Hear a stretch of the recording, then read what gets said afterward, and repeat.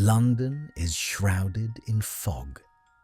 Where others see chaos, he finds the truth. The legendary detective Sherlock Holmes is back. Welcome to the channel.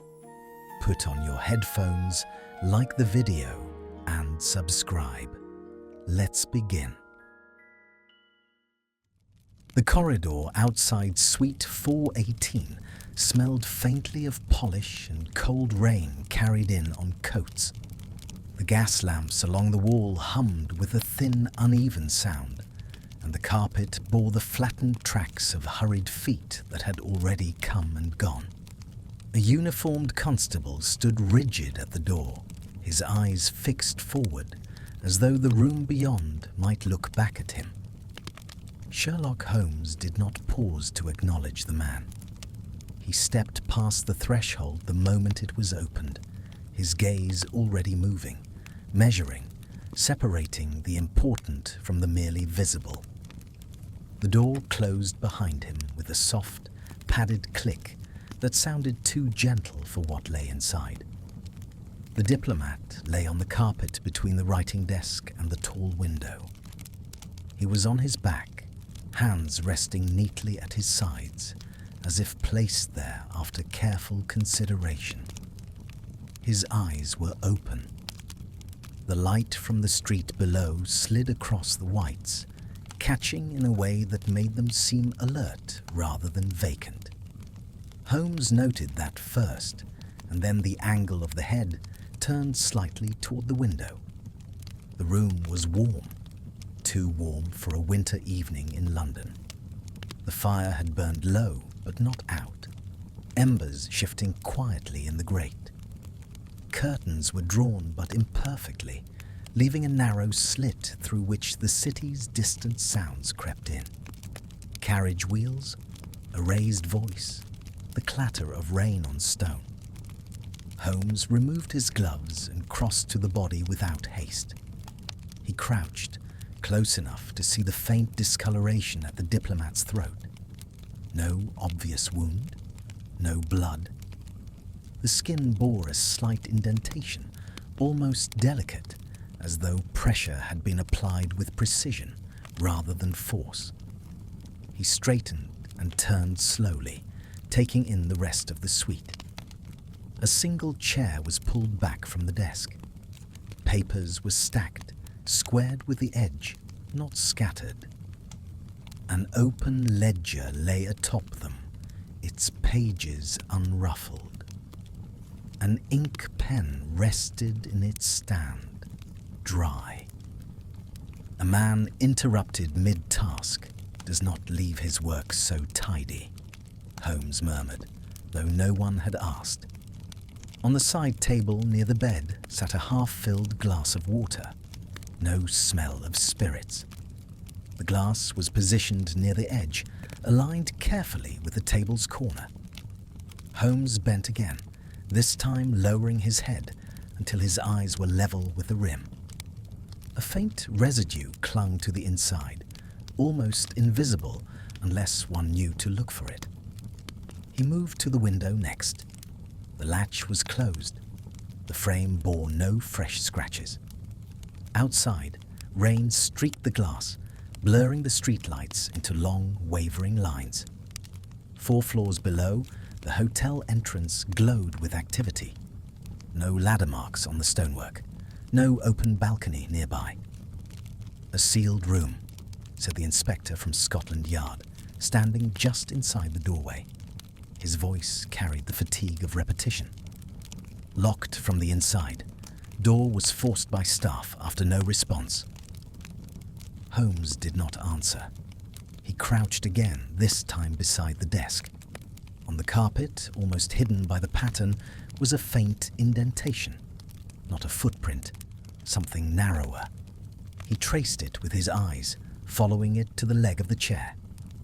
Who was last to see him alive? Holmes asked. His secretary, the inspector replied. Around 10, brought papers for review, left after a few minutes, says he was alive, annoyed, and very much himself. Holmes glanced at the clock on the mantel. It had stopped at 12 minutes past 11. Stopped at the time of death? The inspector offered. Or stopped later, Holmes said, by someone who wanted it to suggest that. He rose and crossed to the door, examining the lock. It was intact. The key lay on the small table beside it, placed neatly, as if returned to a designated spot. Holmes lifted it with 2 fingers. It was warm. "That is odd," the inspector said. "Yes," Holmes replied, "and intentional." A faint sound reached them then, not from within the room, but remembered. The constable outside shifted his weight, boots brushing the carpet. Holmes's attention sharpened. "Was anything heard?" he asked. The inspector hesitated. A maid reported a noise. Around 11. She thought it was furniture being moved. A chair, perhaps. She did not investigate. Holmes looked again at the pulled-back chair, at the indentation beneath it, at the body placed with such care. Furniture being moved in a room where nothing appeared disturbed. He turned back to the desk. One paper lay slightly apart from the others, not out of place enough to draw notice at a glance, enough to matter. He lifted it. A list of names written in a careful hand. Several were crossed out. One was underlined twice. Holmes folded the paper and slipped it into his pocket. "Who else had access to this suite?" he asked. "Security staff, hotel management, visiting delegates," the inspector said. "Too many, frankly." Holmes moved to the bed. The coverlet was smooth, corners tucked tight. No sign it had been sat upon. He brushed his fingers lightly along the edge. Cold. "Death did not occur here," he said quietly. The inspector frowned. "But the body was moved," Holmes finished. "Not far, but enough." A knock sounded at the door, sharper than before, more deliberate. The constable opened it to reveal a short, impeccably dressed man with a round face and watchful eyes. He removed his hat and surveyed the room with calm interest. "Monsieur," Hercule Poirot said, stepping inside, "I believe we are concerned with the same unfortunate affair." Holmes turned, his expression unreadable. At that moment, the inspector's assistant entered hastily, pale and breathing fast.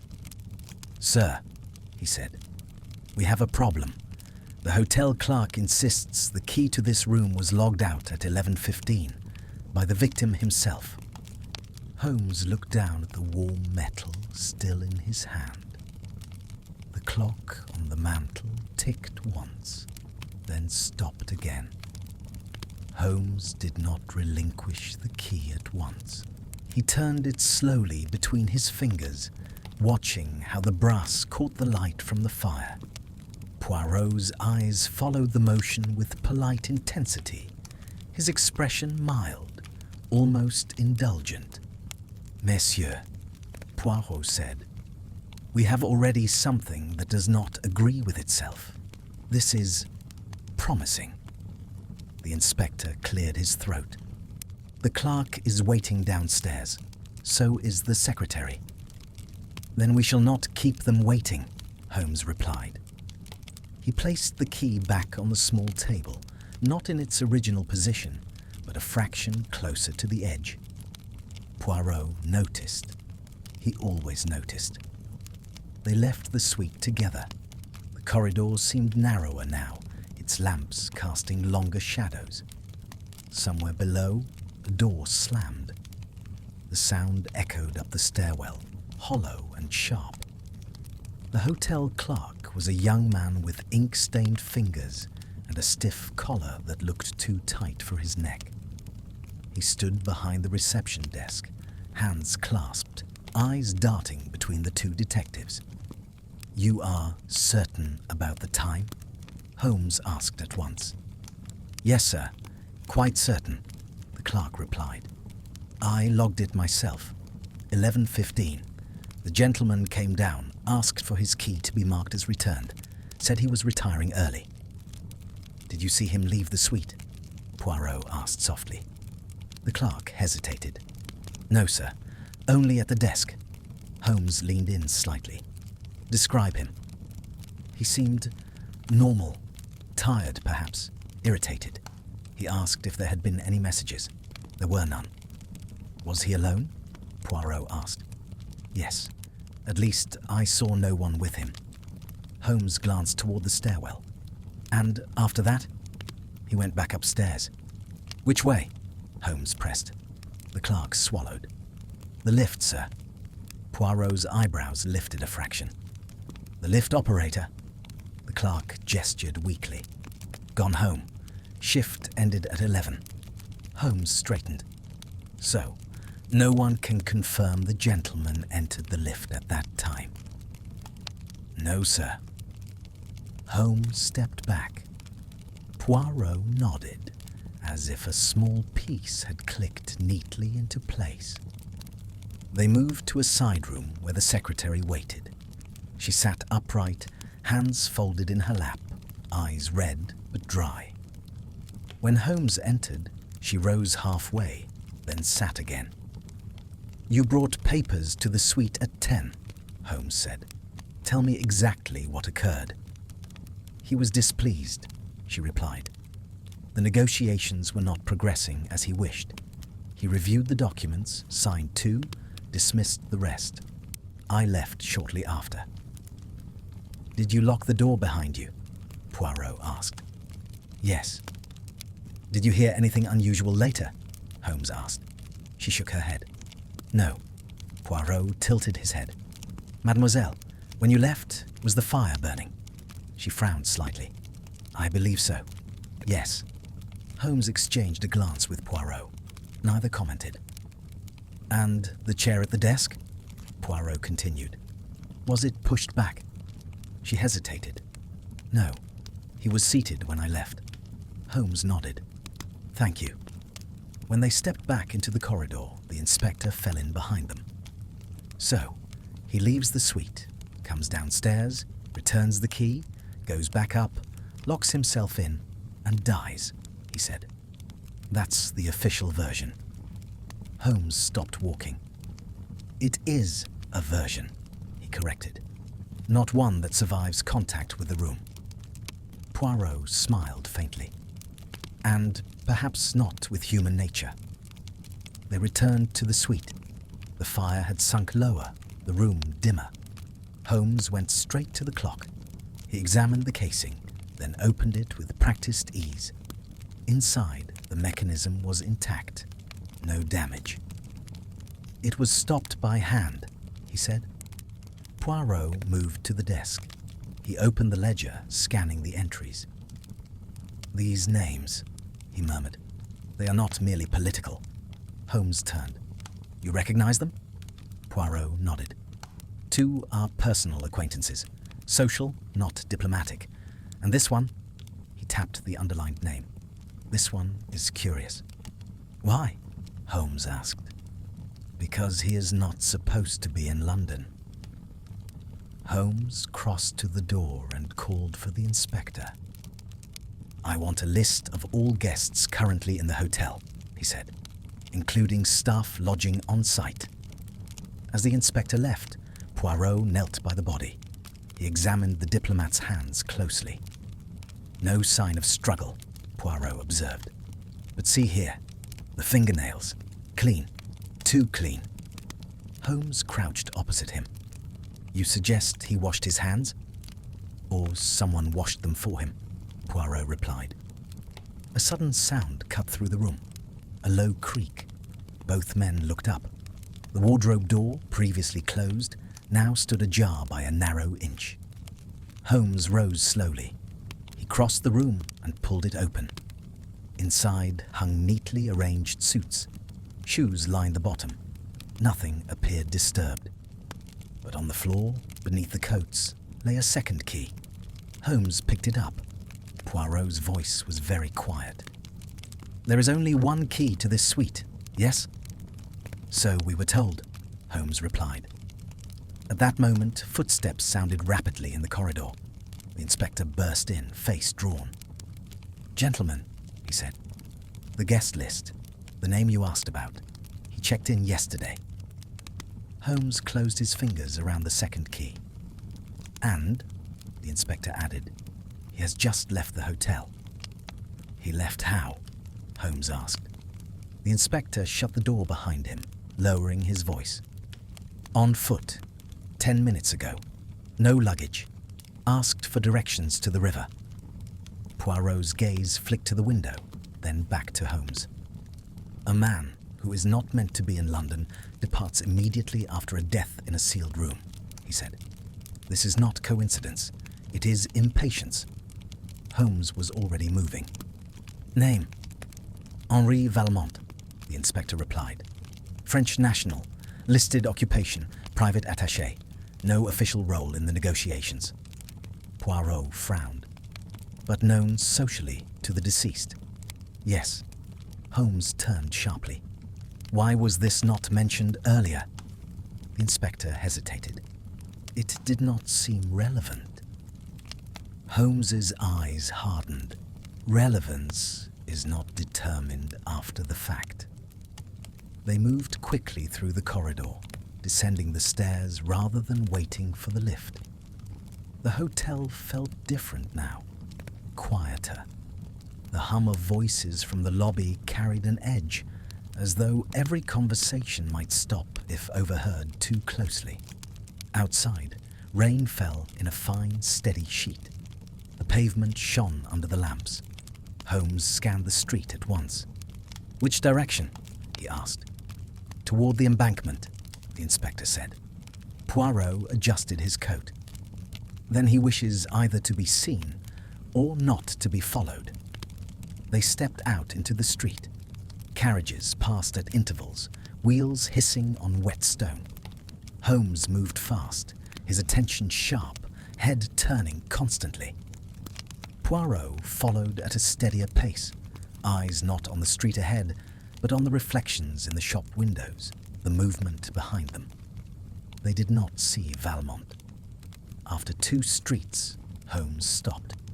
He knelt briefly near the curb, examining the ground. "He did not hurry," Holmes said. "No long stride, no panic." Poirot nodded. "A man who believes he is already safe." They returned to the hotel with no sense of relief. Inside, the inspector was already dispatching men. "I want Valmont located," Holmes said. "Discreetly. No arrests yet." Poirot removed his gloves. "Now we must understand why he came at all." Back in the suite, the air had cooled. The fire was nearly out. Shadows pressed closer to the walls. Holmes stood near the wardrobe, turning the second key over in his palm. "This key is newer," he said. "Different cut, not issued by the hotel." Poirot examined it without touching. Then someone brought it with them. Or had it made. Poirot glanced at the door. "For which purpose?" Holmes crossed to the lock and examined it again. "The lock accepts it. Cleanly." Poirot's eyes narrowed. So the room could be opened without the hotel key. Yes. And then locked again from the inside, Poirot added. Holmes looked at him, provided the correct sequence. They fell silent. Somewhere below, a telephone rang. The inspector returned with a folded paper. "The guest list," he said. "Valmont's room is 2 floors down. Room 312. Holmes did not hesitate. "We'll see it." Room 312 was smaller, darker. The curtains were drawn tight. The bed was untouched. A single suitcase lay open on the stand, half empty. Clothes were neatly folded, but several items were missing. Poirot moved to the desk. He opened a drawer. Inside lay a leather case, empty. "Firearm?" Holmes asked. "Possibly," Poirot replied. "Or documents." Holmes examined the wastebasket. At the bottom, crumpled and damp, was a torn envelope. He smoothed it carefully. No address, no stamp. Inside, nothing. Recently destroyed, Holmes said. Poirot looked toward the window. He did not come to London for comfort. They returned upstairs. The inspector lingered at the door of the suite, uneasy. "Sir," he said, "there is something else." Holmes turned. "Yes?" "One of the security men. He says he saw someone leaving this floor shortly before midnight. Not Valmont." "Describe him," Poirot said. "A porter," the inspector replied, "all dressed as one." Holmes's mouth tightened. The staff roster. The inspector produced it. Holmes scanned the names quickly. "Missing," Holmes said. Poirot leaned in. "Which one?" Holmes tapped the page. "Thomas Reed, night porter, supposed to be on duty until 2. The inspector exhaled. "He hasn't checked out. His room is empty." Poirot closed his eyes briefly. "So, we have a man who leaves the suite after the supposed time of death, a false identity, and a second key." Holmes moved back into the room. He stood over the body again, studying the throat, the face. "The cause of death was quiet," he said. "No struggle, no sound loud enough to draw attention. And yet..." Poirot finished the thought. Furniture was moved. Holmes straightened abruptly. He crossed to the bed and pulled back the coverlet. The mattress beneath bore a faint depression, shallow but unmistakable. "He was here," Holmes said. "Alive." Poirot stepped closer, then moved. Holmes turned toward the window. Or he moved himself. A knock came at the door. Sharp, urgent. The inspector opened it. A constable stood there, rain-soaked. "Sir," he said, "we've found Thomas Reed." "Where?" Holmes asked. "In the service stairwell," the constable replied. "At the bottom." Poirot's voice was low. "Alive?" The constable hesitated. "Barely. And he keeps saying the same thing." Holmes was already moving. "What thing?" "That he locked the door," the constable said. "And the man was still alive when he did it." Thomas Reed lay on a narrow cot in the hotel's service infirmary, a converted storage room that smelled of damp linen and antiseptic. A single lamp hung above him, its light harsh and unforgiving. His face was grey, sweat clinging to his temples, his breathing shallow and uneven. A constable stood at the door, cap in hand, eyes fixed on the floor. Holmes approached the cot at once. "Mr. Reed," he said, "I am Sherlock Holmes. This gentleman is Hercule Poirot. You were found unconscious in the stairwell. Can you hear me?" Reed's eyelids fluttered. His lips moved. No sound came. Poirot stepped closer, his voice softer. "Mon ami, you are safe for the moment, but we need the truth. Only the truth." Reed swallowed. His throat worked painfully. "I locked it," he whispered at last. "Just like I was told." Holmes leaned in. "Which door?" "The suite," Reed said. 418. Poirot exchanged a glance with Holmes. "Who told you?" Reed's eyes opened wider, fear sharpening them. "He did." Holmes waited. Silence pressed down on the small room. "Describe him," Poirot said gently. "A gentleman," Reed murmured. "Well-dressed. Calm. He said it was important. Said there would be trouble if I didn't help." "Help how?" Holmes asked. "He gave me a key," Reed said. "Not the hotel one. Said I was to unlock the door when he knocked, then wait, then lock it again when he left." Holmes's jaw tightened. "At what time?" "Just before 11, Reed said. "I was on my rounds. He was already inside the room." Poirot's eyes sharpened. "Inside, while the victim was alive?" Reed nodded weakly. "Yes, they were talking, quietly, I heard voices. Holmes straightened slightly. How long did you wait? Maybe 10 minutes, Reed said. Then the gentleman came out, alone. He told me to lock the door and go. Said the other man wanted privacy. Poirot's voice was steady. Did you hear anything else? A struggle? A sound? Reed shook his head. No, nothing. It was all very calm. Holmes stepped back. After you locked the door? I went downstairs, Reed said. But then I felt sick, dizzy. I don't remember much after that. Poirot leaned closer. Did the gentleman give you anything else? Reed hesitated. His hand twitched weakly on the blanket. He shook my hand, he said. Thanked me. Holmes's eyes narrowed. Which hand? Reed lifted his right hand slightly. This one.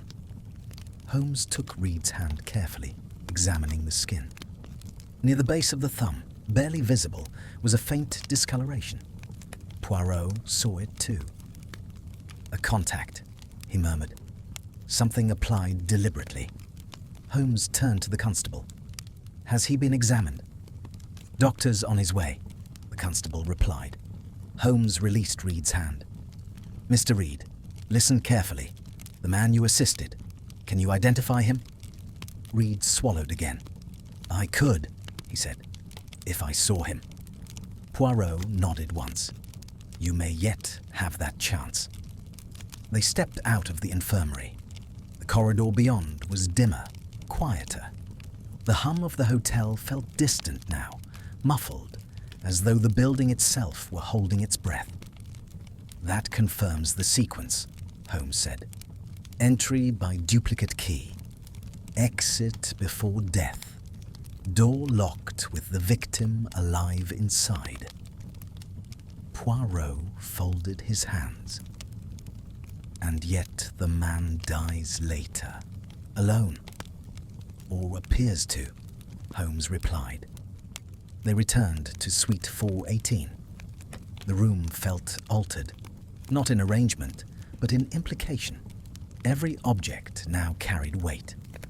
Holmes moved to the wardrobe again. He knelt, running his fingers along the floorboards beneath the coats. Poirot watched, silent. There, Holmes said. He pressed. A faint shift answered him. Poirot crouched beside him. A loose board. They pried it up carefully. Beneath lay a narrow cavity. Inside was a small metal case. Holmes opened it. Empty. Poirot exhaled softly. Something was hidden and removed. Holmes set the case aside. Not by Valmont. He left in haste. This required time. Poirot straightened. Then someone returned. A knock sounded at the door. The inspector entered, face tight. Valmont has been located, he said. Near the river. He claims he was never in the hotel tonight. Holmes did not look up. Bring him. Minutes later, Valmont stood in the suite. He was composed, his coat immaculate, his expression faintly offended. This is absurd, he said. I left earlier this evening. I had no reason to remain. Poirot studied him closely. You knew the deceased well. Valmont shrugged. Socially, nothing more. Holmes stepped closer. You are aware that a duplicate key to this room exists. Valmont's eyes flickered, just once. I know nothing of it, he said. Holmes gestured toward the desk. The list of names. Yours was underlined. Valmont smiled thinly. Then he was fond of lists. Poirot moved suddenly, blocking Valmont's view of the door. Where were you between 10 and 11? Valmont hesitated. Walking. Thinking. Holmes reached into his pocket and produced the second key. He held it up. Valmont's composure cracked. I have never seen that before. Holmes stepped closer still. Then explain why it fits your room's lock as well. Valmont stiffened. That is impossible. Try it, Holmes said. They escorted Valmont to room 312. Holmes inserted the key into the lock. It turned smoothly. Valmont's face drained of colour. Poirot watched him carefully. "You had access to both rooms." Valmont said nothing. Holmes removed the key. "You visited the suite. You left before the death. And yet..." The inspector interrupted. "Sir," he said urgently, "the doctor has arrived. Thomas Reed's condition has worsened." They hurried back to the infirmary. Reed lay still now, eyes closed. The doctor straightened as they entered. "He was poisoned," the doctor said. "Slow acting, absorbed through the skin." Poirot's voice was low. "From the handshake?" The doctor nodded. "Yes."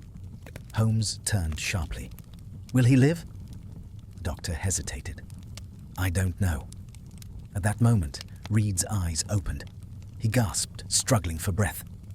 "He came back," Reed whispered. "After." Holmes leaned in. "Who came back?"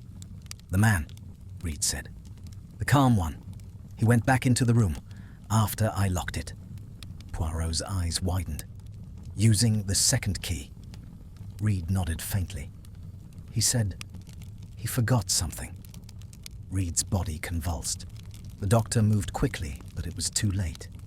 Reed went still. Silence filled the room. Holmes straightened slowly.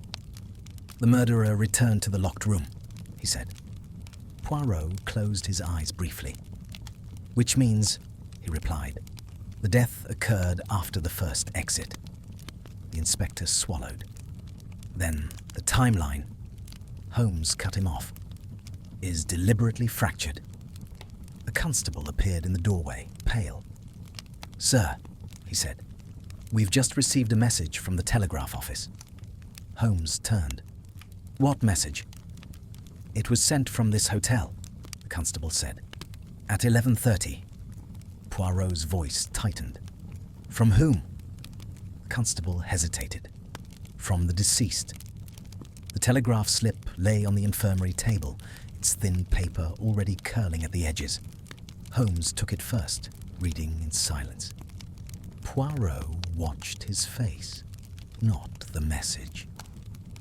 "Time?" Holmes asked. 11:30, the constable replied. "Filed at the main office. Collected from this hotel by a runner." Holmes handed the slip to Poirot. Poirot read it once, then again. His lips pressed together. "It is brief," Poirot said, "and deliberate."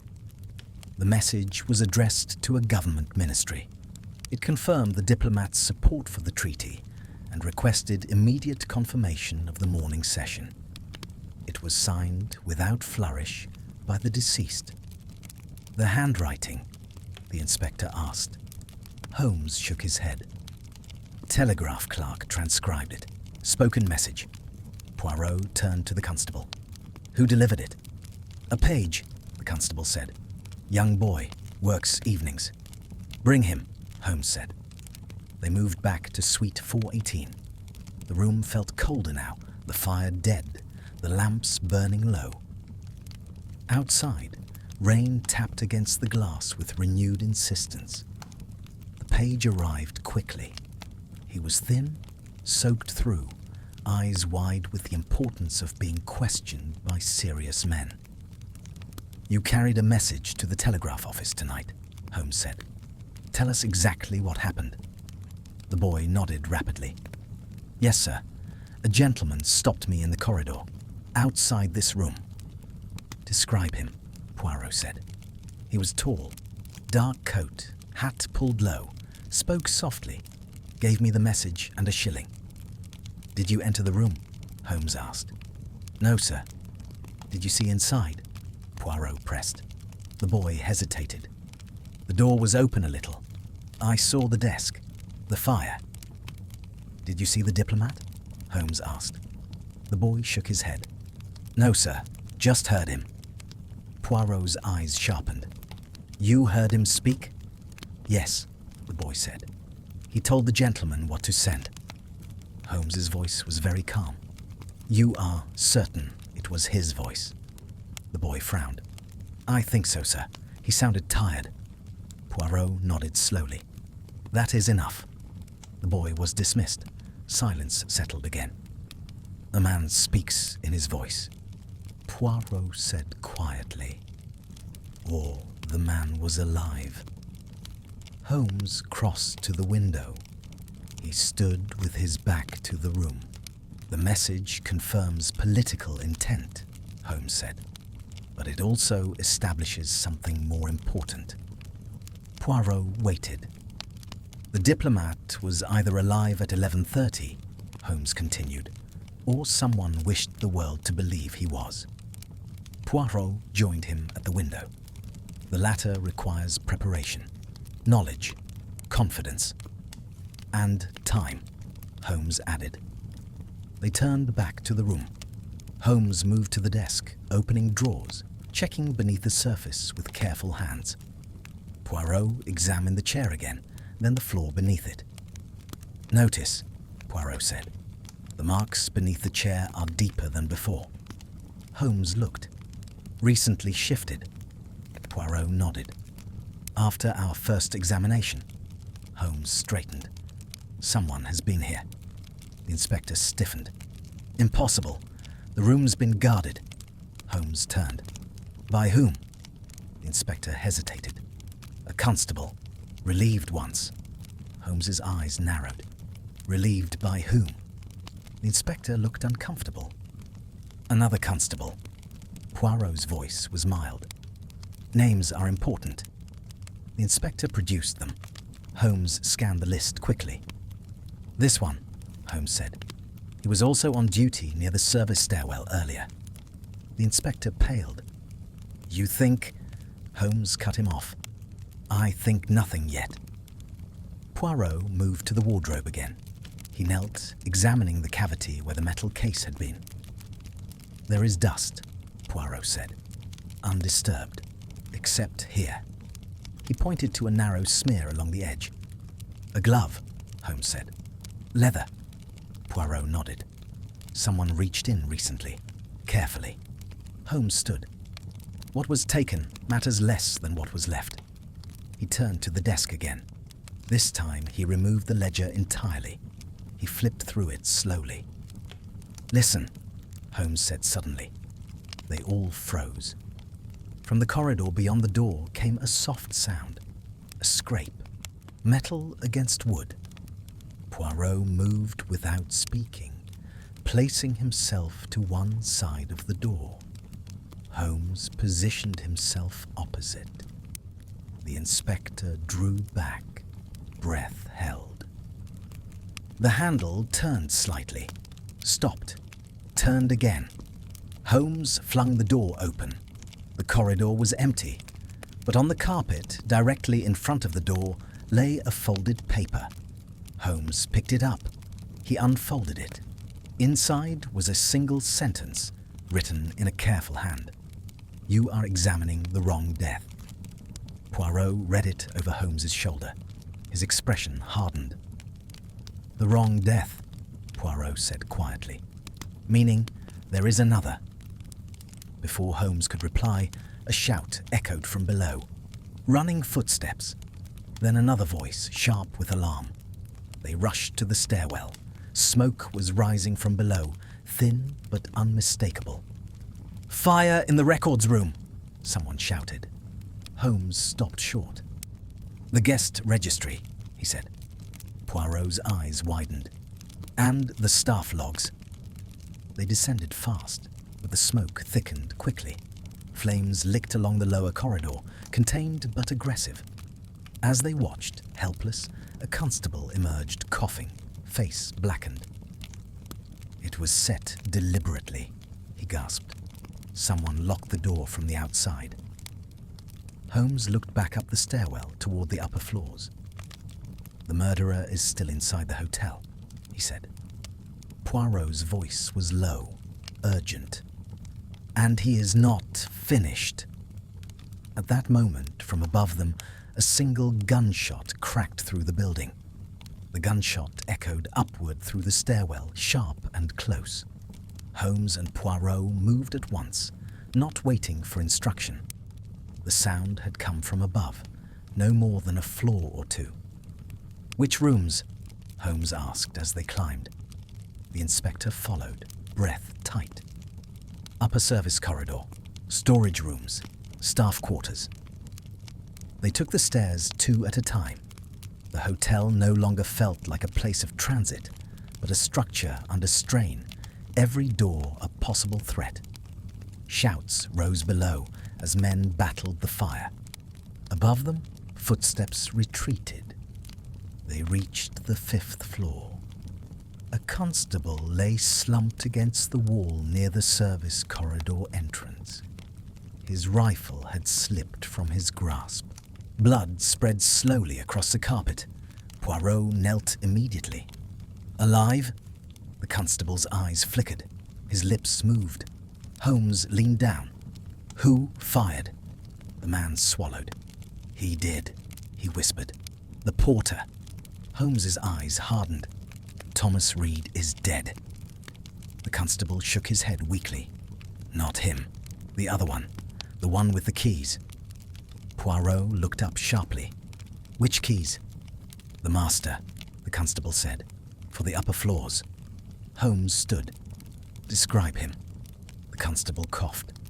"Didn't see his face. He knew my name." Poirot's gaze flicked to Holmes. "That narrows it." They left the wounded man with another officer and moved down the service corridor. A door at the far end stood ajar. Light spilled out unevenly. Holmes slowed. He drew his revolver, motioning Poirot back. Inside was a small staff sitting room. One chair lay overturned. A teacup shattered on the floor. Near the wall stood a man in a porter's uniform, his back to them, shoulders tense. "Do not move," Holmes said. The man froze. Slowly, he raised his hands. Poirot stepped forward.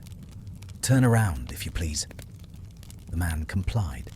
He was not Thomas Reed. He was older. His face was narrow, composed, eyes alert. Holmes recognized him instantly. "You are not a porter." The man smiled faintly. "No." Poirot tilted his head. "You are Inspector Hale." The man inclined his head slightly. "Formally." The inspector behind them stiffened. "Hale was dismissed last year." "For misconduct," Holmes said. "For selling access." Hale's smile did not fade. "Selling information. Access is more valuable." Poirot's voice was calm. "You have the master keys." Hale did not deny it. "I had them." Holmes's eyes flicked to Hale's right hand. "And you have recently worn gloves." Hale shrugged. "It is cold." Poirot stepped closer. "You knew Thomas Reed would be blamed." Hale's eyes flickered. He was convenient. Holmes moved to the overturned chair. "You returned to Suite 418 after Valmont left." "Yes," Hale said. "To retrieve something." Poirot's gaze sharpened. "And to administer the poison." Hale smiled thinly. "To Reed. Yes." Holmes's voice was flat, but not to the diplomat. "No," Hale said. "That was not necessary." Poirot's expression shifted. "Then he was dead already." Hale's smile widened slightly. "Earlier than you think." Holmes stepped closer. "Then who spoke to the page at 11:30? Hale met his eyes. "The diplomat." Silence fell. Poirot's voice was careful. "Explain." Hale gestured loosely. "He was not dead. Not yet. He was failing." Holmes's jaw tightened. "From what?" Hale's eyes gleamed. "Fear." Poirot did not react. "Fear alone does not stop a heart." "No," Hale agreed, "but anticipation does much." Holmes raised his revolver slightly. "You will explain fully." Hale's gaze slid past Holmes toward the corridor. "You are missing something." Poirot glanced back. Footsteps sounded behind them. Several. The inspector turned. "Who authorized—" A figure emerged from the shadows. Henri Valmont. He held a pistol loosely at his side. "You are taking too long," Valmont said. Holmes did not turn. "You returned." Valmont nodded. "I could not leave matters unresolved." Poirot's eyes moved between the two men. "So, there are two of you." Hale smiled. "There were always two." Valmont raised the pistol slightly. "This ends now." Holmes's voice was steady. "You fired the shot downstairs." Valmont nodded. "To slow you." Poirot spoke softly. "You planned to remove the records, to erase the duplicate access." Valmont's eyes narrowed. "Yes." "And the diplomat?" Poirot asked. Valmont hesitated. "Just a fraction." Holmes seized it. "You did not intend to kill him." Valmont's grip tightened. "He became a liability." Poirot stepped forward, hands raised slightly. "He sent the message willingly." Valmont's voice was cold. "He believed he would live." Hale interjected calmly. "He was told there would be an antidote." Holmes's eyes snapped to him. "Antidote?" Hale nodded. "After the message. After compliance." Poirot's face hardened. "But none was given." Valmont's silence was answer enough. Holmes spoke quietly. "You left him to die." Valmont's jaw clenched. He hesitated. Hale laughed softly. "Always the human element." Poirot's voice sharpened. "You underestimated time." Valmont raised the pistol higher. "Enough." At that moment, from behind them, a door slammed. Heavy boots ran down the corridor. Valmont fired. The shot went wide, shattering a lamp. Glass exploded across the floor. Holmes lunged forward. Hale moved at the same instant, not toward Holmes, but toward the open window. Poirot shouted, "Stop him!" Hale vaulted through the window without hesitation. They rushed to the opening. Below, the street churned with confusion. Hale struck an awning, rolled, and vanished into the crowd. Valmont backed away, guns still raised. "You cannot stop what is already in motion," he said. Holmes advanced slowly. "You are mistaken." Valmont smiled grimly. "Am I?" A whistle blew below. More voices. Valmont lowered the gun slightly, eyes calculating. Poirot's voice was low. "You have lost your partner." Valmont's smile did not waver. "He was never my equal." Before Holmes could react, Valmont turned and fired again. Not at them, but at the ceiling. Plaster rained down. He used the moment to flee down the opposite corridor. They followed, but the passage was already filling with smoke from below. The lights flickered. Holmes stopped abruptly. Poirot nearly collided with him. "What is it?" Poirot asked.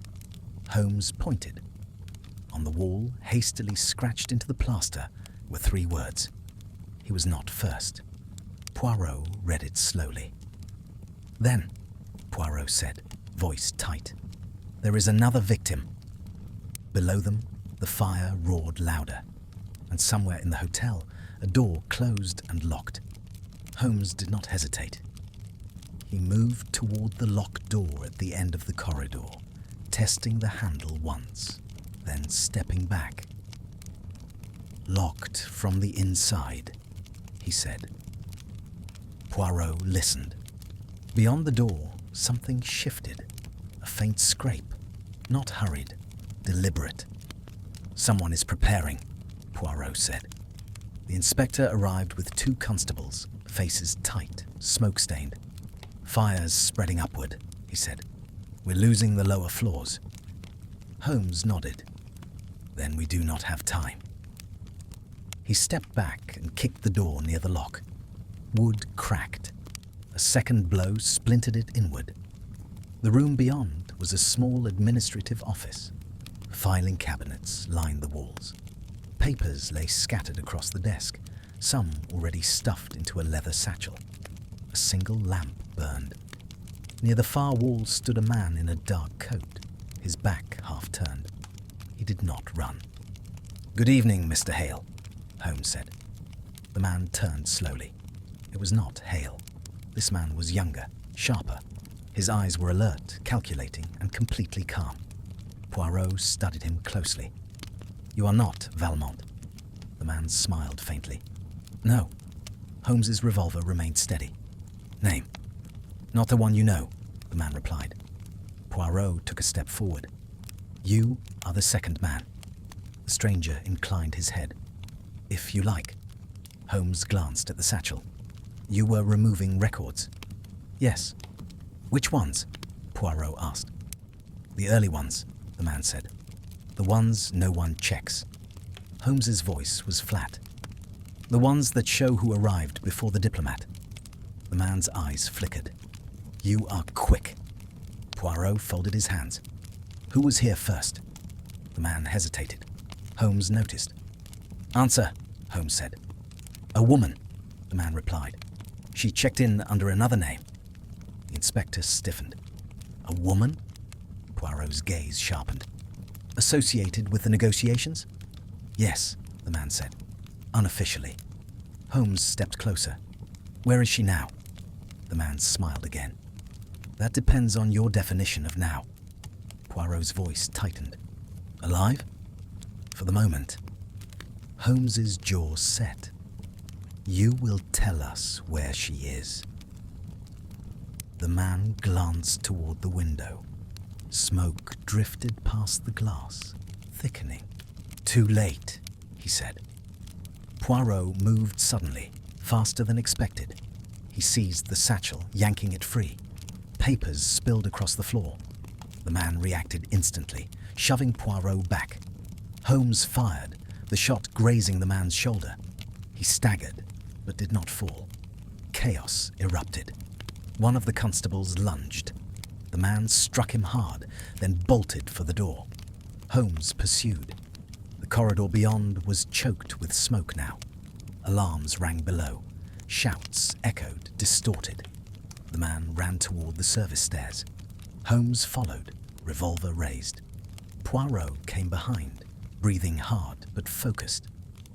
At the stairwell, the man turned and fired blindly. The shot struck the wall inches from Holmes's head. Holmes returned fire. The man vanished downward. They followed, slower now. The stairwell was slick with water and ash. Visibility dropped to a few feet. At the landing between floors, something lay crumpled against the wall. Poirot reached it first. He knelt. "It is Valmont," he said. Valmont's eyes were open. Blood seeped from beneath him, dark against the stone. "He was shot," the inspector said, arriving behind them. Holmes knelt beside Valmont. "By whom?" Valmont coughed weakly. "Not by them." Poirot leaned closer. "Who then?" Valmont's gaze drifted. "She did." Holmes's eyes narrowed. "The woman." Valmont nodded faintly. "She was never meant to be seen." Poirot's voice was urgent. "Where is she now?" Valmont's mouth twitched. "Above." His eyes rolled back. His body went slack. Silence pressed in, broken only by the crackle of fire below. Holmes stood. He was silenced. Poirot looked up the stairwell. Smoke drifted downward now, thick and suffocating. "We must go up," Poirot said. They climbed. Each step felt heavier. The air burned the lungs. Doors loomed out of the haze, indistinct. On the 6th floor, they found another body. She lay near the service lift. A woman in a dark dress, hair pinned neatly, face pale. A pistol rested near her hand. Poirot knelt slowly. "She shot Valmont." Holmes examined the wound. "And then herself." Poirot shook his head. "No." Holmes looked up. Poirot pointed to her hand. "No powder burns. The gun was placed." Holmes scanned the corridor. "Then the second man." They searched quickly. No sign of him. The inspector arrived, coughing. "We're evacuating the upper floors," he said. "Now." Holmes looked down at the woman again. She arrived before the diplomat. Poirot nodded and spoke to him privately. Holmes straightened. She was the first intended victim. Poirot's voice was low. Or the first participant. Holmes turned toward the stairwell. "We still do not know," Holmes said, "who sent the telegraph message." Poirot looked at the woman's face. "Yes, we do." Holmes met his gaze. "She did," Poirot said, using his voice. Before Holmes could respond, a shout echoed from above. "Help! Up here!" They looked up. Smoke rolled down thick and fast. Holmes started upward. Poirot caught his arm. "Careful!" They climbed into the smoke. Behind them, the lights went out. The shout above them was cut short by a cough, then silence. Holmes and Poirot climbed blindly, hands brushing the wall, boots slipping on wet stone. Smoke thickened with each step. The air tasted sharp, metallic. "Call out again," Holmes shouted. No answer. They reached the 7th floor. The corridor lights were out. Emergency lamps glowed weakly, casting low amber pools that barely reached the doors. Somewhere nearby, wood crackled. Poirot moved ahead, counting doors under his breath. "This floor holds private suites," he said. "Temporary guests, discreet ones." Holmes tested the nearest door. Locked. They moved on. At the 3rd door, Holmes stopped. The handle was warm. Poirot noticed at once. Someone was here recently. Holmes knocked sharply. "Open!" No response. He tried the handle again. It turned. The room beyond was dark. Curtains half drawn. Smoke drifted in slow layers along the ceiling. A man lay on the floor near the bed, one hand outstretched. Holmes crossed to him and knelt. "Alive," he said. "Barely." Poirot crouched beside him. "Who are you?" The man's eyes fluttered. "Too late," he whispered. Holmes shook him gently. "Who locked you in?" The man coughed violently. "She did." Poirot leaned closer. "The woman from below?" The man nodded faintly. "She said it was insurance." Holmes's voice sharpened. "Against what?" "Against him," the man said. "Against them all." Poirot's brow furrowed. "You knew the diplomat?" "Yes," the man replied. "And the others. I was the failsafe." Holmes exchanged a glance with Poirot. "Explain." The man struggled to breathe. If he refused, if he talked, she would vanish, or die, and I would speak. Poirot's voice was steady. "Speak to whom?" "The ministry," the man said. "With proof." Holmes's eyes narrowed. "Where is that proof?" The man's gaze shifted toward the bed. "Gone." Poirot followed the look. He pulled back the coverlet. The mattress was sliced open. Empty. Holmes stood. Someone took it. Recently. Footsteps sounded faintly beyond the door. Holmes raised his revolver. A figure appeared in the doorway, silhouetted by smoke. It was the inspector. "We're evacuating this floor," he said urgently. "The fire's out of control below." Poirot looked at the man on the floor. "He cannot move." The inspector hesitated. "We'll get him." Holmes shook his head. "No time. We need answers." The man coughed again, weaker now. "She planned everything," he whispered. "But she was not the last." Poirot stiffened. "Meaning?" "She worked for him," the man said. "The calm one." "Hale," Holmes said. The man shook his head. "Not Hale." Poirot's eyes widened slightly. "Then the other." The man tried to nod. Failed. "The one you haven't seen." Holmes's grip tightened on the revolver. "Describe him." "Quiet," the man said. "Polite. Always early." Poirot straightened slowly. "Early," he repeated. Holmes looked toward the corridor. The first arrival. The man's eyes fixed on Holmes. "He was here before the diplomat," he whispered. "Before everyone." The smoke thickened suddenly. Flames licked under the doorframe. "We must move," the inspector said. Poirot knelt again. "One more thing," he said softly. "Who killed the diplomat?" The man hesitated. Then, with effort, "He did." Holmes's voice was sharp. "Who?" "The diplomat," the man said. "He took it himself." Silence hit harder than his smoke. Poirot spoke carefully. "You mean poison?" "Yes," the man said.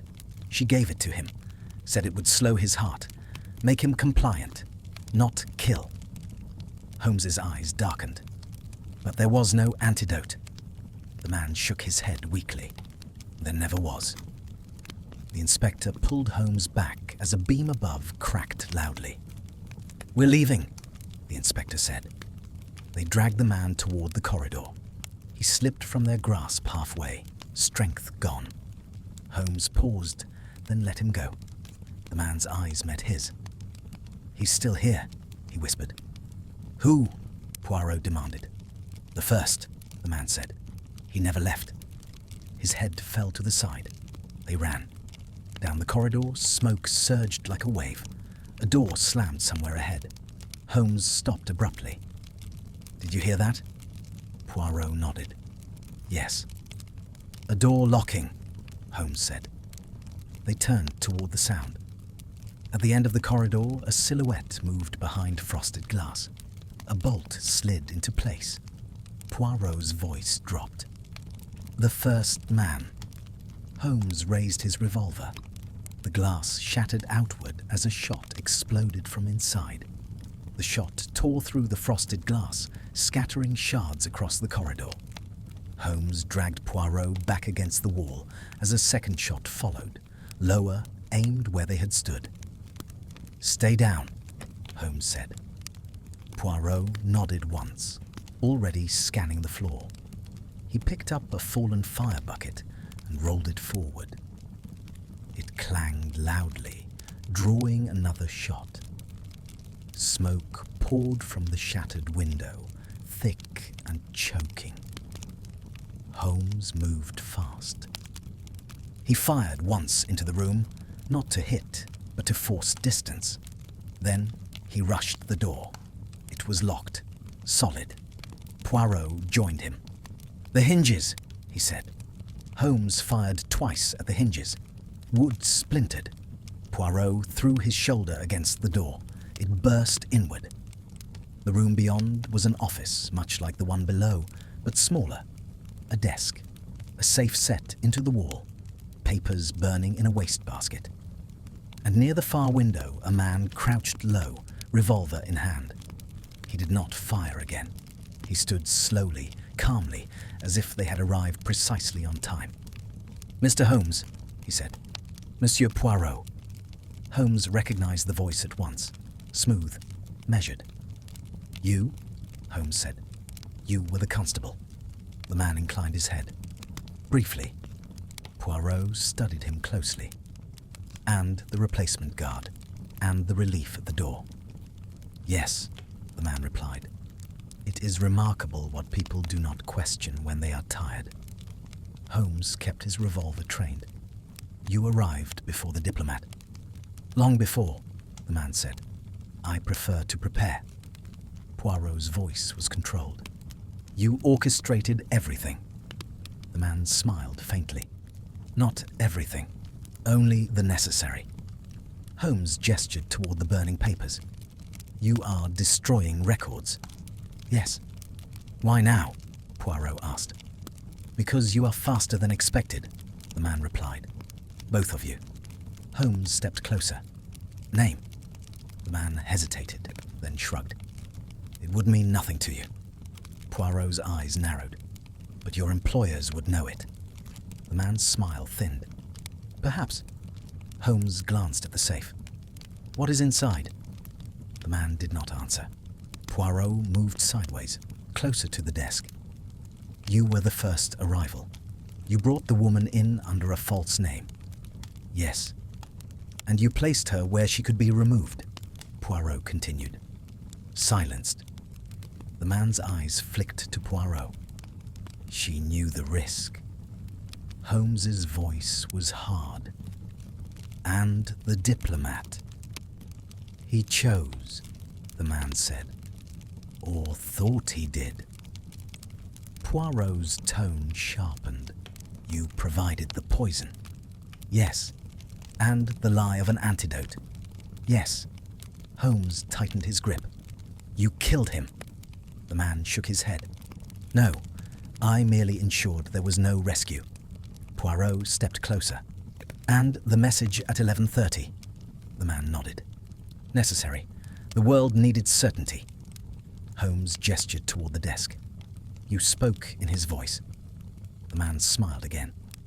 Imitation is easier than most believe. Poirot's gaze hardened. You trained her? Yes. Holmes took another step. And the second man, Hale. A contractor, the man said. Unreliable. Poirot's eyes flashed. You abandoned him. The man shrugged. He jumped. Holmes said nothing for a moment. The fire crackled behind them, closer now. Smoke rolled in waves across the ceiling.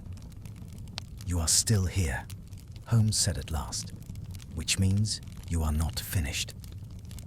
The man glanced at the safe again. Correct.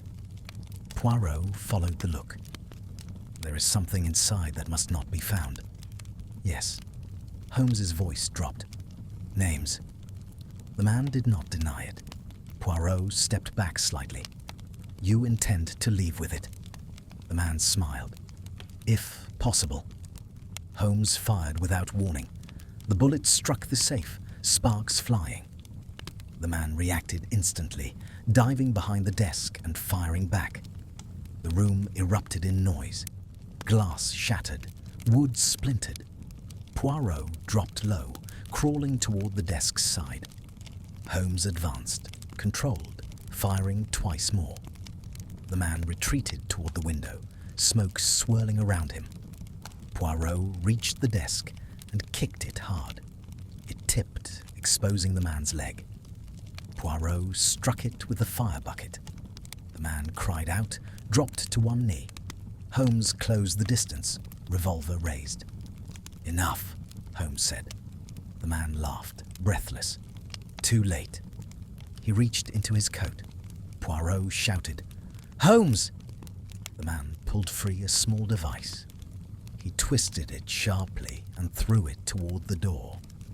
Holmes lunged, grabbing Poirot and dragging him back into the corridor. The device detonated with a sharp, concussive crack. Smoke and debris blasted outward. The floor shook.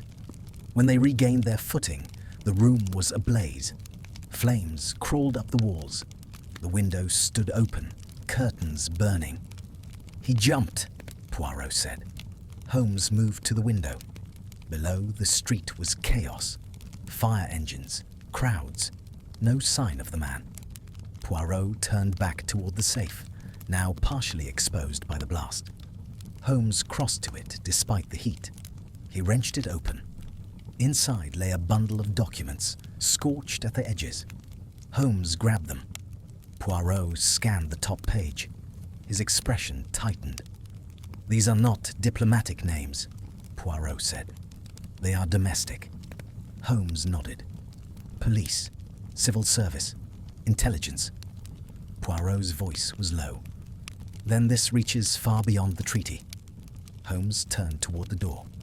Which means, he said, the first death was only leverage. The ceiling above groaned loudly. Poirot grabbed Holmes's arm. We must go. They ran. Down the corridor, flames chased them. Doors burst open as guests fled, screaming. They reached the stairwell. It was filled with smoke. Holmes stopped short. From below came footsteps, slow, deliberate. A silhouette emerged through the haze, tall, calm. Poirot's breath caught. Impossible. The The man stepped into the light, unburned, unhurried. "Good evening," he said. Holmes raised his revolver. "You jumped," Holmes said. The man smiled faintly. "I planned to be caught." Behind him, more footsteps echoed. The stairwell doors slammed shut above and below them. They were trapped. The stairwell doors slammed with a final echoing weight. Smoke pressed in from above and below, thick and hot. The man before them stood still, hands visible, posture relaxed. "Do not shoot," he said calmly. "The building will do that work for you." Holmes kept the revolver raised. "You planned to be caught." "Yes," the man replied. "By you, not by them." Poirot's eyes moved to the shadows behind the man. Footsteps approached, measured, disciplined. "Who is with you?" Poirot asked. "Men who do not wish to be seen," the man said, "and who will not linger." Holmes's jaw tightened. "You burned the records." "Some," the man replied. "Not all." Poirot glanced at the documents under Holmes's arm. "You allowed us to take those?" "Yes." Holmes's eyes sharpened. "Why?" The man smiled faintly. "Because they will mislead you." Poirot shook his head slightly. "No, they will reveal patterns." "Perhaps," the man allowed, "but not the correct one."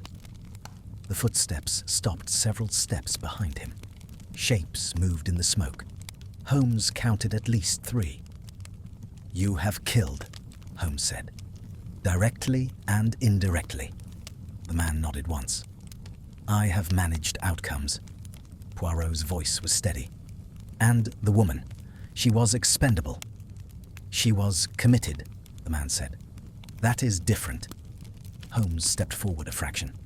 "You are not here for escape." "No." "Then you are here," Holmes said, "to control what we believe next." The man's smile deepened. "Exactly." Poirot folded his hands despite the heat.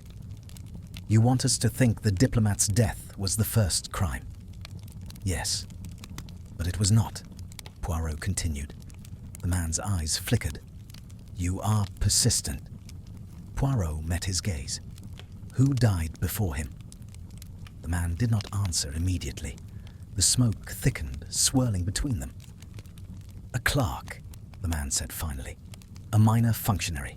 He noticed a discrepancy in travel documents 2 weeks ago." Holmes's eyes narrowed. "And reported it?" "Yes." "You killed him," Holmes said. "No," the man replied. "He fell." Poirot's voice sharpened. "From where?" "A stairwell," the man said. "In Brussels." Holmes's grip tightened. "And the woman knew this?" "She helped arrange the timing," the man said. "She believed it would end there." Poirot shook his head. "It never does." The man glanced toward the doors. "Time is against us." Behind him, one of the shapes shifted. Metal clicked softly. Holmes fired. The shot struck the man's shoulder, spinning him sideways. Chaos erupted. A second shot rang out from behind him, shattering the light fixture above. Glass rained down. Poirot lunged toward the fallen man, grabbing at his coat. Papers spilled from an inner pocket. "Holmes!" Poirot shouted. Holmes fired again, forcing the others back. The stairwell filled with noise and smoke. Poirot dragged the man against the wall. "Who do you work for?" he demanded. The man coughed, blood darkening his collar. "Not a who," he rasped. "A committee." Holmes backed toward them, revolver still up. "Names?" The man laughed weakly. "You already have some." Poirot looked down at the papers. His expression tightened. "These are dates," Poirot said. "Meetings." Holmes glanced quickly. "Future ones." "Yes," the man said. "Planned outcomes." Poirot's voice dropped. "Including another death." The man nodded faintly. Tonight. Holmes snapped his gaze up. Where? The man's eyes slid toward the upper floors. Poirot looked at Holmes. The evacuation. Holmes swore under his breath. Someone important is being moved. The man's breathing grew shallow. You cannot stop it. Holmes leaned closer. Who is the target?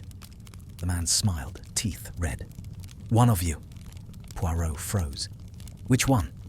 The man's eyes locked on Poirot. The one who understands people. A shot rang out from above. A scream followed, cut short. Poirot's face went pale. Holmes grabbed his arm. We move. Now! The stairwell shook violently as something heavy struck from above. The upper door buckled inward. Smoke poured down like a wave. From behind the smoke, a voice called out, calm and precise. Monsieur Poirot, it said, you are expected. Poirot stiffened. Holmes raised his revolver toward the sound. The voice continued. Come alone. The smoke thickened, swallowing the stairwell. Holmes tightened his grip on Poirot's arm. You will not go alone. Poirot did not look at him. His eyes were fixed on the smoke-filled upper landing where the voice had come from. They want separation, Poirot said quietly. That means leverage. Holmes shook his head. It means a trap. Yes, Poirot agreed, but not one of impulse. Another voice echoed from above, closer now, calm despite the chaos. Monsieur Poirot, time is short. The building will not wait for you. Holmes raised his revolver toward the sound. Speak plainly, he called. Who is this? A pause, then measured. Someone who has read your work, both of you. Poirot's lips tightened. Flattery is unnecessary. Footsteps retreated slightly, deliberate. The smoke thinned just enough for a silhouette to appear on the upper landing. A man stood there, tall, coat immaculate despite the soot, hands visible. I assure you, the man said, I have no intention of killing either of you here. Holmes advanced one step. Intentions change. The man inclined his head. True, but efficiency does not. Poirot spoke without raising his voice. You said I was expected. Yes. Why? Because you understand confession, the man replied. And because you listen. Holmes scoffed. He manipulates with words. The man smiled faintly. So do you, Mr. Holmes. You simply prefer facts first. Poirot glanced sideways at Holmes. He is correct about one thing. They want something from me. Holmes hissed. And you intend to give it? No, Poirot said. I intend to take something instead. Another tremor ran through the stairwell. Above them, a beam cracked loudly. The man on the landing gestured upward. We cannot stay here. If you wish answers, Monsieur Poirot, you will come. And if I refuse? Poirot asked. Then others will die, the man said simply. Not here. Elsewhere. Later. Holmes's jaw clenched. You threaten civilians. I state outcomes, the man replied. Poirot exhaled slowly. Very well. Holmes snapped. Absolutely not. Poirot turned to him at last. His face was pale but steady. Sherlock, this is not about courage. It is about control. They believe they can isolate me. That belief is useful. Holmes shook his head. You underestimate their reach. Poirot met his gaze. And you overestimate their certainty. The man above interrupted softly. Decide. Another scream echoed from somewhere deep in the hotel, followed by frantic shouting. Poirot stepped forward. Holmes caught his sleeve. If you go, I follow. No, Poirot said. You must not. Not yet. Holmes stared at him. You think they will let you live? Poirot leaned closer, voice low. I think they want me alive. That is enough." The man nodded approvingly. "You see? He understands." Poirot ascended slowly, one step at a time. Holmes kept the revolver trained upward, tracking every movement. At the landing, the man gestured toward a side corridor. "This way." Poirot paused. "Holmes?" "Yes?" Poirot's eyes flicked briefly to the documents under Holmes's arm. "Trust the smallest inconsistency." Then he followed the man into his corridor. Smoke swallowed them almost immediately. Holmes stood frozen for half a second. Then he turned sharply. "Inspector!" he shouted. No answer. He moved downward instead, toward the lower landing where the wounded man lay. The stairwell was emptier now. The smoke shifted strangely, pulled by unseen drafts. Holmes descended quickly. The wounded conspirator lay where they had left him, unmoving. Holmes knelt, checking for breath. Nothing. But something else caught his eye. The man's hand was clenched around a scrap of paper that had not been there before. Holmes pried the fingers open. On the paper was a single address, written hastily, and a time. Tonight, 30 minutes from now. Holmes's eyes flicked upward toward the floors Poirot had gone to, then downward toward the street. "Damn," Holmes muttered. He turned and ran. Above, Poirot followed the man through the smoke-filled corridor. They entered a private suite untouched by fire. The door closed behind them with a soft, deliberate click. The room was lit, calm, ordered. Another man stood by the window, hands clasped behind his back. He turned. Poirot recognized him instantly. "You," Poirot said. The man smiled faintly. "I was hoping you would." Behind Poirot, the door locked. Poirot did not move further into the room. He stood just inside the door, hands relaxed at his sides, eyes fixed on the man by the window. "I wondered how long you would remain invisible," Poirot said. The man turned fully now. He was impeccably dressed, grey at the temples, posture precise. His expression carried no triumph, only calm assessment. "And I wondered," the man replied, "whether you would recognize me immediately." Poirot inclined his head. "You rarely change your habits, only your names." The first man, the one who had led Poirot here, remained by the door, silent, watchful. "You should not be alive," Poirot said to the man by the window. The man smiled faintly. "That has been said before." "You vanished after Vienna," Poirot continued. "Officially disgraced, quietly protected." The man shrugged. "I was useful." Poirot took a slow step forward. "You are still useful. That is why I am here." "Yes," the man agreed. "You are here because you understand endings." Poirot's gaze sharpened. "No, I understand beginnings, and this one began before London." The man gestured to a chair. "Sit." Poirot did not. "You lured me with threat. That suggests urgency." The man nodded. "Events are compressing." "And you are losing control," Poirot said. The man laughed softly. "On the contrary, tonight is control." Poirot's voice was quiet. "You used the woman as a voice. You used the diplomat as a symbol. You used Valmont and Hale as tools." "Yes." "And Thomas Reed as waste," Poirot added. The man did not respond. Poirot stepped closer. "But you miscalculated something." The man's eyes narrowed slightly. "What?" Poirot raised his hand just enough to show the faint crease across his palm. "The poison. It was meant to frighten, not to kill quickly. That delay required precision. Too many people touched the sequence." The man studied him. "And yet the outcome was achieved."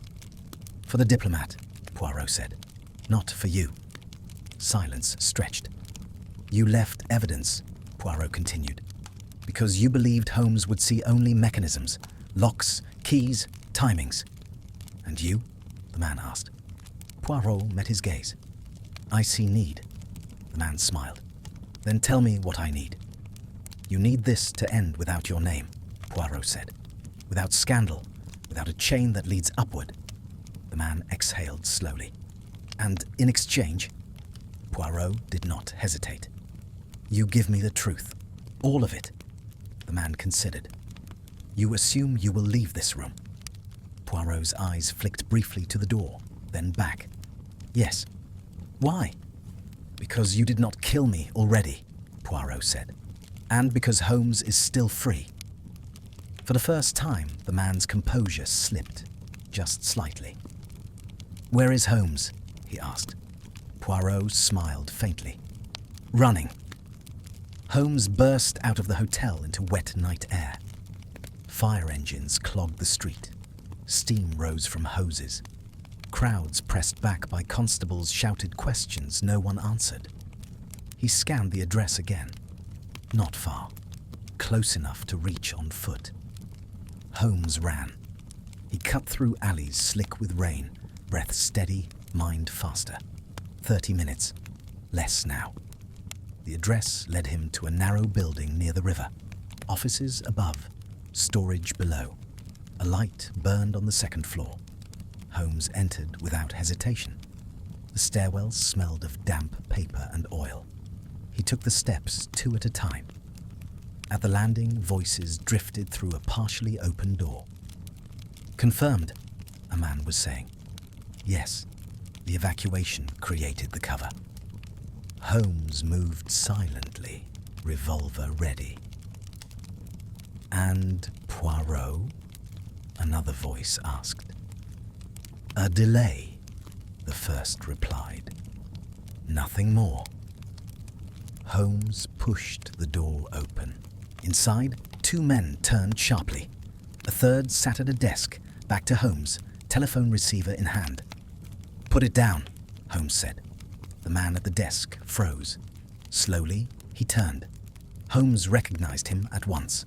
A senior official, publicly untouchable. You, Holmes said. The man sighed and set the receiver down. You were not meant to arrive. Holmes fired. The bullet struck the desk inches from the man's hand. The 2 other men lunged. Holmes fired again. One fell. The other fled through a side door. Holmes crossed the room and seized the man by the collar, hauling him upright. Who is the target tonight? Holmes demanded. The man swallowed. A witness. Being moved now. Protective custody. Holmes tightened his grip. Where? The man hesitated. Holmes struck him once, hard. Speak. The man gasped. The hotel. Upper floors. He was never evacuated.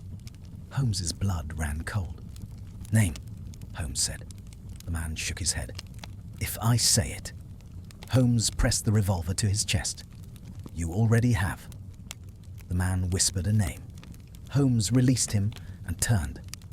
Back in the suite, Poirot listened as the man by the window finished speaking. You see, the man said, the structure remains. One death does not alter it. Poirot's face was pale now. You are wrong. The man frowned.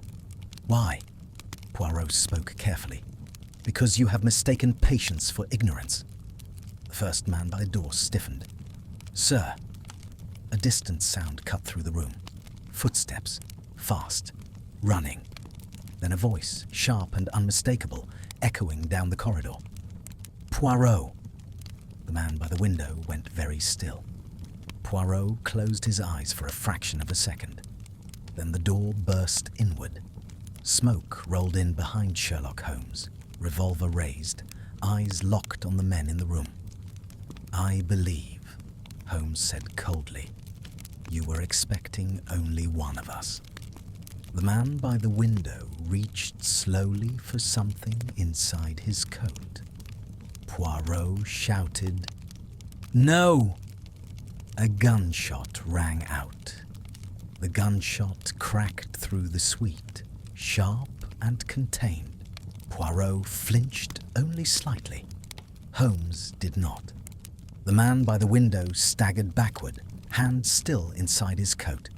He struck the table, papers scattering, then slid down against the wall. Blood spread quickly across his shirt. Holmes kept the revolver trained. "Do not move," he said. The second man, the one who had escorted Poirot, froze near the door, eyes wide. His hand hovered near his own weapon, then dropped. Poirot stepped forward, careful, eyes on the wounded man. "You reached for something," he said. "Not a gun." The man coughed. "A signal." Holmes's eyes narrowed. "To whom?" The man smiled weakly. "To ensure continuity." Poirot knelt beside him. "You said tonight was control." "Yes," the man rasped. "And it still is." Holmes moved closer. "You planned another death." The man's gaze slid to Poirot. "You were not the target." Poirot's expression tightened. "Then who?" The man laughed softly, then winced. "Someone you already trust." Holmes's jaw clenched. "Name?" The man's breathing grew shallow. "Too late." Poirot leaned closer. "Where is the witness?" The man swallowed. "Not in the hotel," Holmes snapped. "You said—" "I lied," the man said. "He was moved earlier, quietly." Poirot closed his eyes briefly. "By whom?" The man's gaze drifted to the ceiling. "By order." Holmes seized him by the collar. "Whose order?" The man coughed again, blood flecking his lips. "Read the list." Poirot stiffened. "The documents." "Yes," the man whispered. "You will see. The pattern." His head fell back. His body went slack. Silence hit the room. Holmes released him slowly and stood. He turned toward the second man by the door. "You," Holmes said. "You are still alive. That suggests utility." The man raised his hands. "I did what I was told." Poirot stood as well. "By whom?" The man hesitated. Holmes took one step forward. "By the committee," the man said quickly. "Through intermediaries. I never met him until tonight." Poirot's eyes sharpened. "You met him earlier. In another role." The man frowned. "No." Poirot moved closer. "At the hotel entrance, as a clerk." The man's eyes flickered. "You signed the evacuation log," Poirot continued. "I saw your handwriting downstairs." Holmes turned sharply. "The evacuation was selective." "Yes," Poirot said. "Certain names were cleared, others delayed." Holmes looked back at the man, "Including Thomas Reed." The man swallowed. "I did not poison him." "But you ensured he was touched," Poirot said. "And that is enough." Holmes gestured with the revolver. "Sit." The man sat. Poirot spoke calmly. "You will tell us where the witness was taken." "I don't know," the man said. "Only the route." Holmes's eyes narrowed. "Which was?" "By ambulance," the man replied. "Marked for fire casualties." Poirot's voice sharpened. "Destination?" "A private clinic," the man said. "Outside the city." Holmes turned away abruptly, crossing to the table where the papers lay scattered. He gathered them quickly, scanning. Poirot joined him. "These are not just meetings," Poirot said. "They are contingencies." Holmes nodded. "Triggers. If one fails, another proceeds." Poirot's eyes widened slightly. "Then the diplomat's death was not the end of the sequence?" "No," Holmes said. "It was confirmation." Poirot looked toward the door. "We must stop the next." Holmes nodded once. "We already missed it." A distant boom shook the building. The lights flickered. Poirot steadied himself against the table. "The fire." Holmes glanced out the window. Flames licked up the exterior now, reflected in the glass. "We cannot stay," Poirot said. Holmes turned back to the seated man. "You will come with us." The man shook his head. "I won't make it out." Holmes did not argue. He moved to the door. Poirot paused, looking down at the dead man by the wall. "You believed this would end cleanly." The dead man did not answer. They moved into the corridor. Smoke pressed low, thick and blinding. Alarms rang continuously now. Somewhere nearby, glass shattered. They descended quickly, guided by instinct more than sight. At the next landing, voices rose. Firemen, constables, guests shouting. They reached the lobby at last. It was chaos. Water poured across the marble floor. Smoke churned overhead. A body lay covered near the entrance. Holmes stopped short. Poirot followed his gaze. "Who is that?" Holmes pushed through, lifting the edge of the covering. It was the page boy. Poirot's breath caught. He was silenced.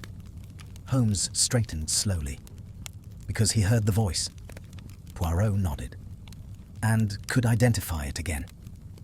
Holmes looked toward the street. Ambulances lined the curb. One door stood open, engine running.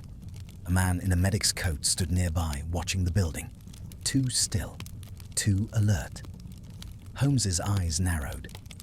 There. Poirot followed his gaze. The ambulance. Holmes started forward. At that moment, the medic looked directly at them. He smiled. Then he slammed the ambulance door and climbed into the driver's seat. The engine roared. Holmes ran. Poirot followed. The ambulance lurched forward, siren cutting through the noise, pushing into the crowd. Holmes raised his revolver. Poirot grabbed his arm. "No!" The ambulance swerved sharply, nearly striking a fire engine, then disappeared down the street. Holmes lowered the gun slowly. Poirot stared after it. "The witness." "Yes," Holmes said. "And the next move." Behind them, the hotel groaned as part of the upper floor collapsed inward. Poirot spoke quietly. "Then the game continues." Holmes did not answer. He was watching the smoke, where shapes still moved, and calculating how many more deaths were already set in motion. The ambulance vanished into the rain, its siren dissolving into the noise of the city. Holmes did not chase blindly.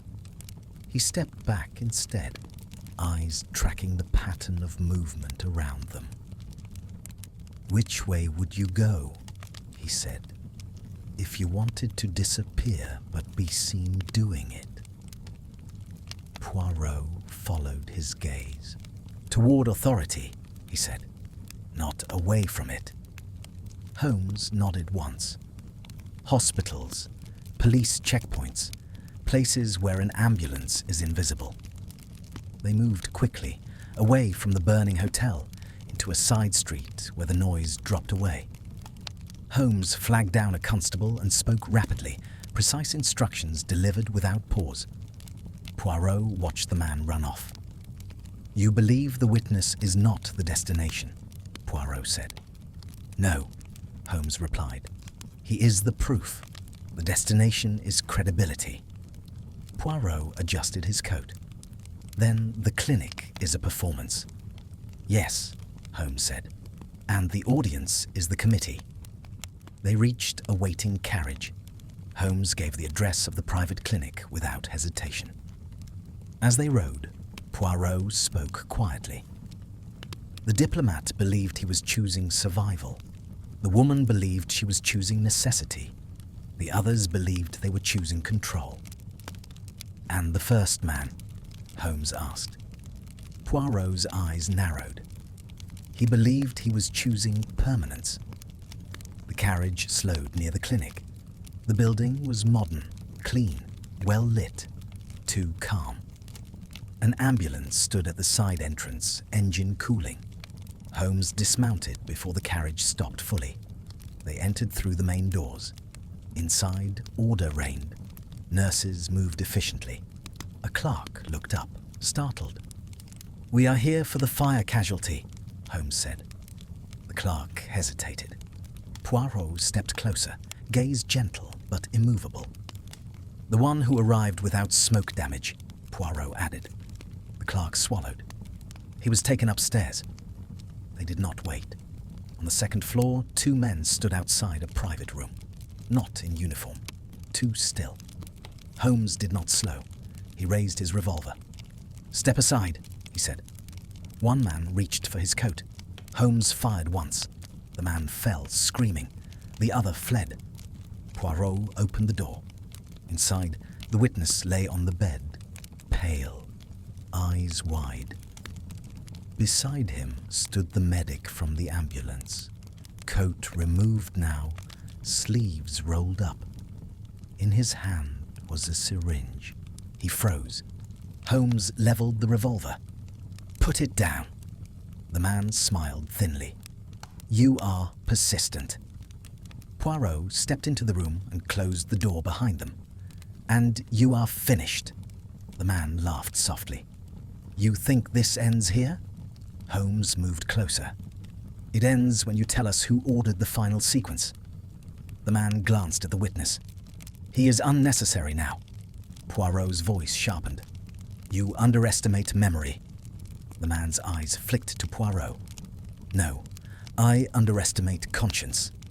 He lunged. Holmes fired. The syringe shattered. The man fell hard against the bed, breath knocked from him. Poirot was already at the witness's side. "You are safe," he said quickly. "For now." The witness clutched his sleeve. "They said you wouldn't come." Poirot leaned closer. They were wrong. Holmes pulled the fallen man upright, pressing the revolver under his jaw. "Names," he said. "Now." The man laughed weakly. "Look at your papers." Poirot straightened. "We have." Holmes's eyes narrowed. "Then confirm them." The man coughed. "You already know. That is why this hurts." Poirot spoke quietly. "The committee is not a shadow. It is a circle. Each believes himself protected by the others." "Yes," the man said. "Until tonight." Holmes tightened his grip. "The final order came from whom?" The man hesitated. Poirot said softly, "From the one who signed the evacuation." The man's eyes widened, just slightly. Poirot nodded. The senior official Holmes confronted. He moved the witness. He approved the sequence. He believed the fire would erase the rest. The man sagged. "Yes." Holmes released him and stepped back. "That is sufficient." Sirens rose outside. Police this time, not ambulances. Poirot turned to the witness. "You will speak," he said. "Not because you are brave, but because silence no longer protects you." The witness nodded, tears streaking his face. Holmes looked at the medic on the floor. "And you?" The man closed his eyes. "I misjudged timing." "Yes," Holmes said, "you did." They left the room as constables flooded the corridor. Orders were shouted. The building filled with movement. Outside, dawn was beginning to thin the darkness. Smoke from the hotel still hung over the city, but the fire was dying now. Poirot stood still for a moment, watching the light touch the wet stone. "The diplomat chose poison," Poirot said, "but he was already trapped." Holmes nodded. "And believed escape was a signature." Poirot looked at him. "You followed mechanism, locks, keys, sequences." "And you followed need," Holmes replied. "Fear, compliance, silence." Poirot allowed himself a small smile. "Together, they are complete." A constable approached. "Sirs," he said, "they have the official in custody. He is cooperative." Holmes turned away. He always was.